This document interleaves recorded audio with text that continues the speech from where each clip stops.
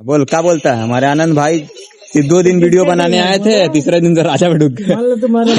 राजा फिर चले जाएंगे। और हमारा सबसे बड़ा हीरो जिसे अभी आप नहीं जानते होंगे इनको, पर आने वाला शायद 2 महीना बाद आर्यन केल्विन को फेल करने वाला है हमारे आकाश भाई। कुछ बोलना चाहते हैं आप? आने वाला 2 महीना बाद ये आर्यन केल्विन से भी ज्यादा फॉलोवर इसका होगा। अच्छा बोल क्या बोलता है हमारे आनंद भाई।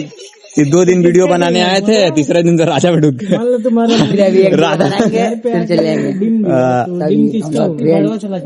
और हमारा सबसे बड़ा हीरो जिसे अभी आप नहीं जानते होंगे इनको, पर आने वाला शायद 2 महीना बाद आर्यन केल्विन को फेल करने वाला है हमारे आकाश भाई। कुछ बोलना चाहते हैं आप?